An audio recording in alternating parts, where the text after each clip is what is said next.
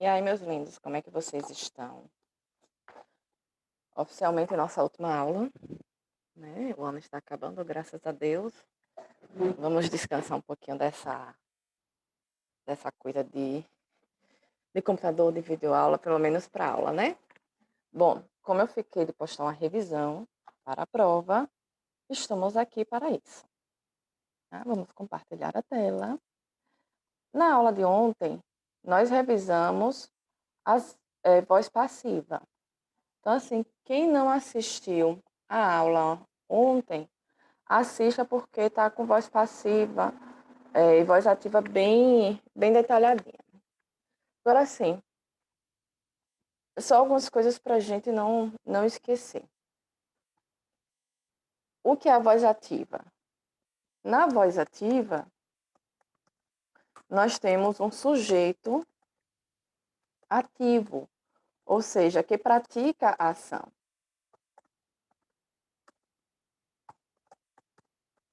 Eita Jesus, minha digitação está cada dia pior. Que pratica a ação. Por exemplo, João comeu todas as frutas. A gente identifica o verbo, comeu, e aí a gente faz aquela perguntinha, né? Quem comeu? Quem foi que fez essa ação? Eu estou falando que quem comeu aqui, quando eu venho para o verbo. Quem comeu? João. Então, quem é o meu sujeito? João. João está praticando a ação de comer? Está. Então, eu tenho um sujeito ativo. Portanto, eu tenho uma voz ativa. Mas, na voz passiva, o meu sujeito sofre a ação. Ele é um sujeito chamado de sujeito paciente, ou seja, que sofre a ação. Vamos trabalhar a mesma frase. Se eu colocasse assim, ó, todas as frutas foram comidas por João. Primeira coisa que a gente faz numa oração, verbo. Tudo vai girar em torno do verbo. Né? Então, primeira coisa que nós fazemos, identificamos o verbo. Eita, tem dois verbos? Tem dois verbos, é uma locução verbal. Na voz passiva, principalmente a voz passiva analítica, que é o caso dessa, que eu já reexplico, nós temos uma locução verbal. Então, aqui, ó, foram comidas, identifiquei o verbo. Aí vem a pergunta do sujeito, quem foram comidas ou o que foram comidas? Aí vocês me respondem, todas as frutas. Ops, identifiquei o sujeito. Todas as frutas foram comidas por João. E aí fazemos a outra pergunta depois de identificar o sujeito. Esse sujeito está praticando a ação que o verbo indica? A ação que o verbo indica é a ação de comer. Então, esse sujeito aqui dessa frase, todas as frutas, está praticando a ação de comer? Não. Está sofrendo efeitos da ação. Portanto, o meu sujeito é na voz passiva. Então, eu tenho uma oração aqui na voz passiva. Essa voz passiva pode ser subdividida em voz passiva analítica e sintética. A analítica é essa voz passiva detalhadinha, sujeito, locução verbal e, na maioria das vezes, o complemento. Então, nós temos aqui o sujeito mais a minha locução verbal. E o complemento, o restante da oração, né? Na maioria dos casos. Porque existem situações que isso não vai existir. Eu vou já mostrar como. Já na voz sintética, voz passiva sintética, a minha oração é compactada. Eu tenho a presença do pronome apassivador se. Eu sempre vou ter esse pronome na minha voz passiva sintética, tá? Então, por exemplo, vamos ver aqui. Vendem-se casas. Voz passiva sintética. Frasezinha toda compactazinha, pronome apassivador. Se eu fosse colocar isso aqui na minha voz passiva analítica, casas são vendidas. Por isso que eu coloquei aqui que na voz passiva analítica, na maioria dos casos, ela tem esse complemento. Por quê? Quando a gente pega essa voz passiva sintética e transforma em analítica, a gente não vai ter esse complemento, ó. Casas são vendidas. Não tem mais. Eu tenho o sujeito, tenho a minha locução verbal e acabou. Mas o interessante é que vocês percebam isso, ó. Voz passiva sintética, tá aqui meu pronome apassivador. Analítica, eu tenho o meu sujeito mais uma locução verbal. Toda vez que tiver o pronome se, significa que eu tenho uma voz passiva sintética? Não. Não, não, não. Por quê? Porque existe a voz também recíproca e a voz reflexiva. Voz reflexiva. Só um momento aqui, viu? Desculpem.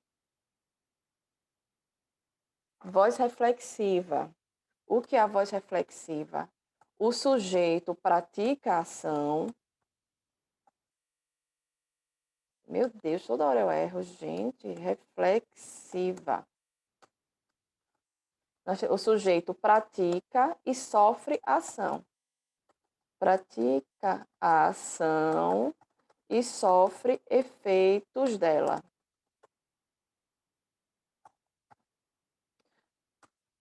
Eu me machuquei ontem. Eu pratiquei a ação de machucar e eu mesma sofri os efeitos dessa ação. Então, essa é a voz reflexiva. O sujeito pratica e sofre. Qual a diferença da voz passiva para da voz reflexiva para a recíproca? Errei o acento. Agora foi certo. Para a voz recíproca. É que a voz recíproca, o meu sujeito, mesmo que ele seja simples, ele é composto de duas ou mais pessoas. E eles praticam a mesma ação e um recebe o efeito da ação do outro. Então, eu tenho um sujeito com mais de uma pessoa, em que elas praticam a mesma ação e recebem os efeitos uns dos outros.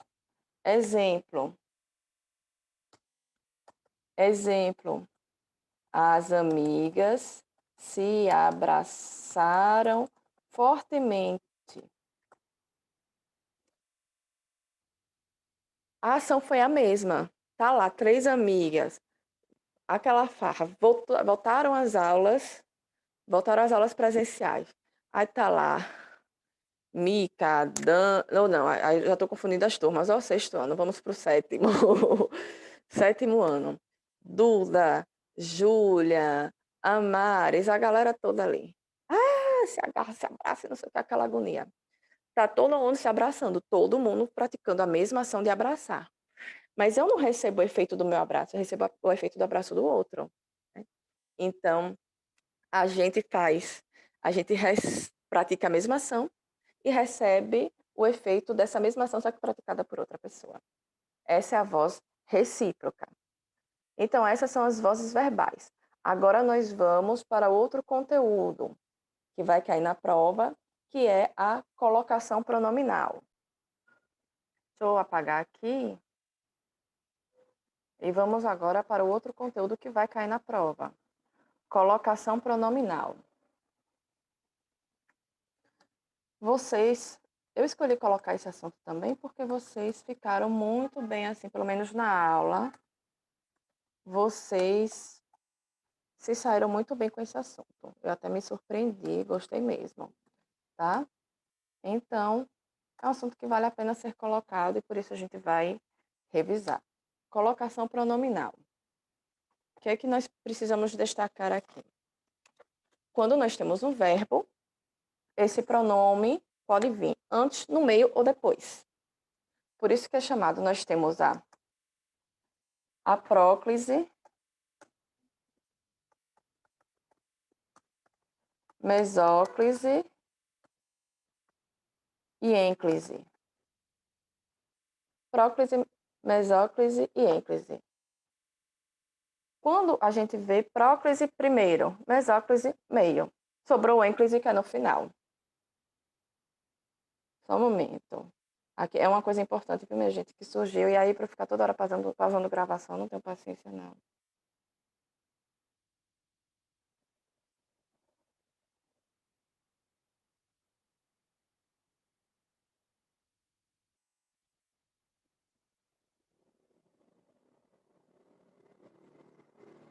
Vamos lá. Próclise primeiro, início antes do verbo. Quando é que a gente utiliza a próclise? As regrinhas. Essas regrinhas são importantes da gente lembrar, né? Quando a frase se inicia, ai Jesus, tá maiúsculo, inicia com, ai meu Deus, toda hora esse telefone, com palavra que expressa negação, quando se inicia com pronome, deixa eu colocar aqui do lado, é melhor. Palavra que expressa negação, pronome interrogativo. E quando o verbo é antecedido de advérbio e quando antes do verbo há um advérbio ou uma locução adverbial. Vamos aos exemplos? Vamos.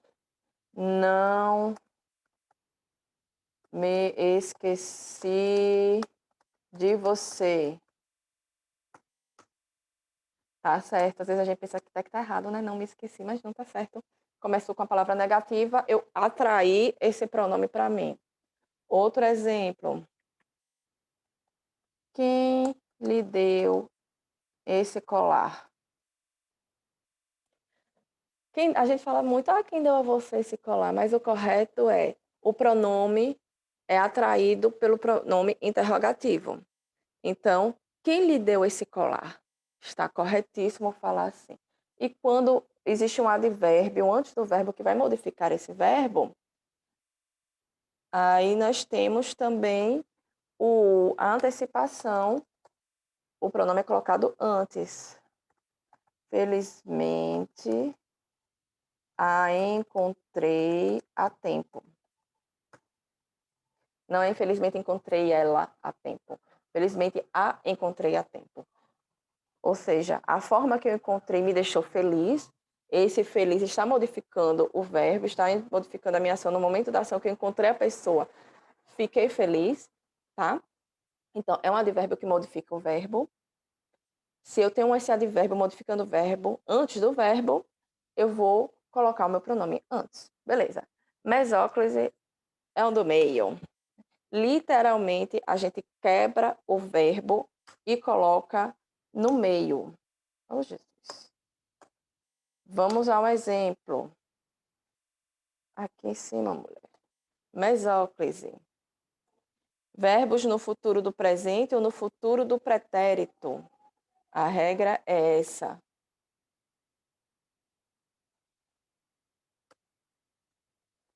Quando o verbo está no futuro do presente ou do pretérito. Tá? Isso é do indicativo. Mas se eu tiver um verbo que está no futuro do presente do indicativo e tiver um pronome interrogativo. Se eu tiver assim a frase, ó, quem... Deixa eu ver.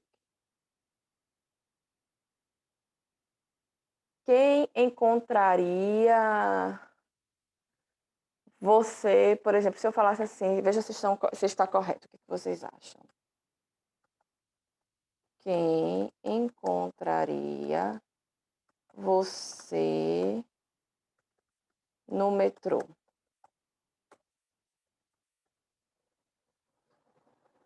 Aí surge a pergunta. Eu coloquei essa oração. Eu tenho aqui futuro do pretérito do indicativo. Aí você já pensa, ah, não, esse pronome está errado, vai ser mesóclise. Vou quebrar o meu verbo e vou jogar o pronome aqui. Mas eu também tenho um pronome interrogativo. E agora? Se eu tenho um pronome interrogativo e o pronome interrogativo chama a regra da próclise, essa daqui é prioridade. A gente só aplica a mesóclise se não existir nada que indique a próclise, tá? Então, aqui não seria a mesóclise, seria a próclise. Nós colocaríamos quem o encontraria no metrô. Ou quem a encontraria no metrô. Ou quem lhe encontraria no metrô. No caso, se fosse você, quem lhe encontraria no metrô. Essa seria a forma correta, seria a próclise. Por quê? Por causa do meu pronome interrogativo. Mas se eu não tiver um pronome interrogativo, aí eu coloquei a frase aqui. Encontrarei, olha aqui, ó. Encontrarei você no metrô. Essa é a forma que nós usamos no dia a dia. Se eu pedisse para vocês colocarem isso aqui na mesóclise, o que é que vocês vão fazer? Vão quebrar o verbo, ó. Se encontrar você, qual é o pronome que eu vou usar? O li. Então, encontrar, quebrei meu verbo, dividi ele, li, ei, tiro o você no metrô. Encontrar-lhe no metrô. E aí ficaria a minha mesóclise. E a ênclise? A ênclise é no final.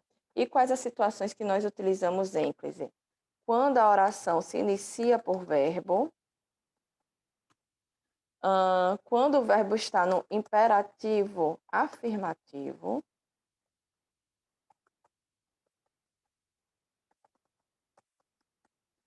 e se o verbo estiver no gerúndio ou gerúndio.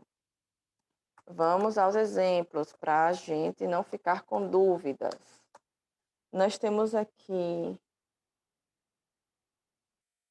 explicou-me ou explicou-me que não assistiu à aula por estar doente. Eu tenho aqui uma frase que inicia por verbo. Meu verbo está no gerúndio.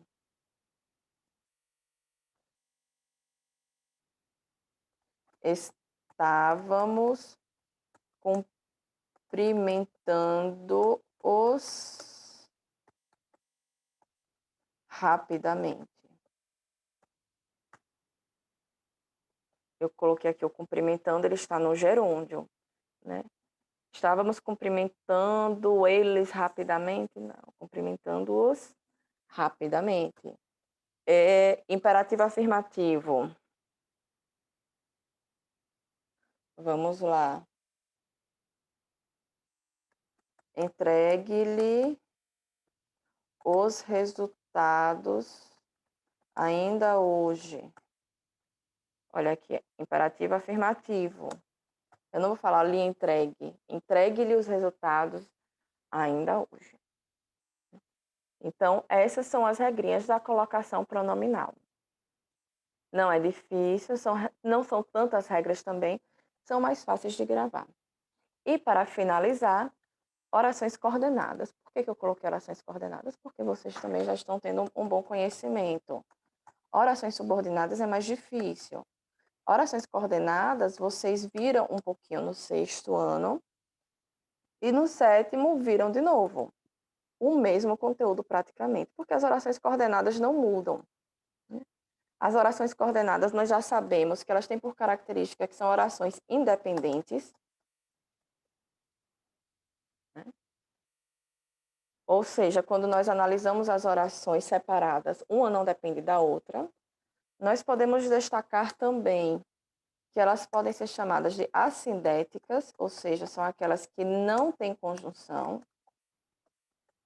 Relembrando que é conjunção, aquela palavrinha que é utilizada para ligar dois termos ou duas orações. E nós temos as orações sindéticas, que possuem as conjunções. Algo interessante é que quando nós temos essas conjunções têm uma função de estabelecer uma relação, estabelecer relação entre essas orações. Nós temos relações de adição, seriam as orações aditivas, as alternativas, conclusivas, explicativas. O que mais que falta, meu Deus? Aditivas, alternativas, conclusivas. Está faltando alguma? Está faltando alguma, tenho certeza que está faltando alguma. Deixa eu colar aqui.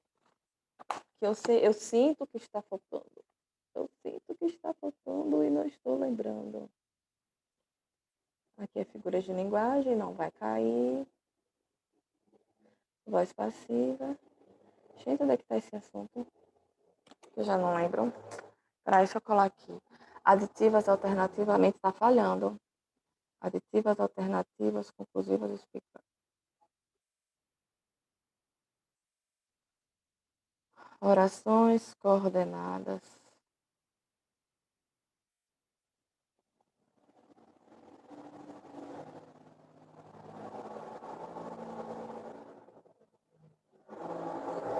Adversativas. É essa que estava faltando. Eu sabia que tem uma coisa faltando. E as adversativas. Pronto. Aditivas são aquelas conjunções que indicam adição. Eu estou cansada e estou estressada. Então, eu tenho dois verbos, duas orações, e eu tenho a conjunção e que me dá essa noção de adição.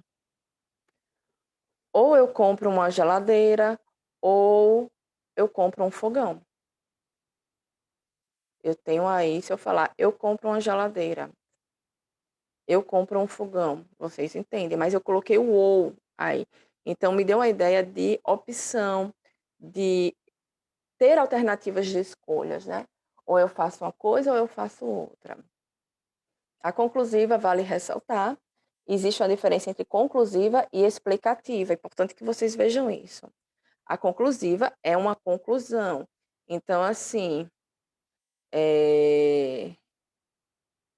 Joana está habilitada, portanto, já pode dirigir. Observem que eu cheguei a uma conclusão de que ela já pode dirigir porque ela está habilitada.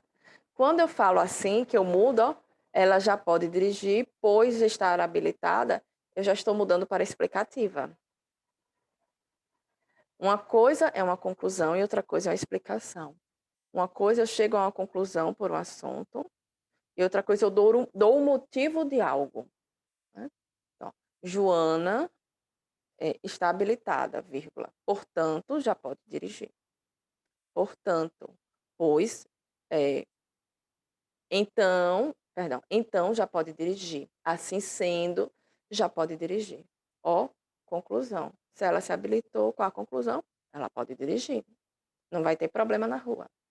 Agora, se eu fizer uma explicativa, olhe, Joana já pode dirigir, porque ela já tirou a habilitação. Então, eu agora dei uma explicação, inclusive eu usei o porquê, uso pois, são palavras que me dão explicações, tá? E as adversativas indicam uma adversidade, algo contrário, né? Eu já fiz o pedido da comida, mas até agora não chegou. Já era para ter chegado. Se eu fiz o pedido, mas não chegou. Então, eu tenho um problema aí, né? Eu tenho uma adversidade no meio do meu caminho. Juliana não está doente, mas os exames apresentaram alteração. Ela não está doente, você olha para a pessoa e não está doente. No entanto, os exames apresentaram alterações. Existe um problema, existe uma coisa aí que não bate. Se eu não estou doente, teoricamente meus exames eram para estar bons, mas apareceu uma alteração no exame. Então é uma coisa que não é normal, está contrário, né? Não está em concordância. Apareceu um problema, apareceu uma adversidade. Então, por isso, são orações coordenadas sindéticas adversativas. Podem perceber que em todas elas eu coloquei conjunções. Porque, mas, porém, pois, logo, assim sendo. Essas palavrinhas que exercem essa função de nos dar uma noção de algo, de indicar o porquê que aquela oração está ali. Ela está ali para nos dar uma ideia de adição, para nos dar uma ideia de explicação. Por isso são chamadas de orações sindéticas, porque elas têm a conjunção. Façam boa prova. Se vocês não entenderem, gente, de novo, tem muita gente que erra questões porque não entende o que eu peço. Ficou qualquer dúvida, por mais que vocês achem que é besteira, eu não vou achar que é besteira, eu não vou me sentir incomodada. Liguem para mim ou mandem um zap para mim, que eu vou responder, ó, por essa questão, tá querendo dizer isso mesmo? É assim que faz? Eu vou dizer, é assim, eu não vou dar resposta. Mas eu vou, se vocês estiverem com dúvidas, sim, eu vou explicar a questão, tá bom? Beijos, fiquem com Deus e boa prova. Tchau.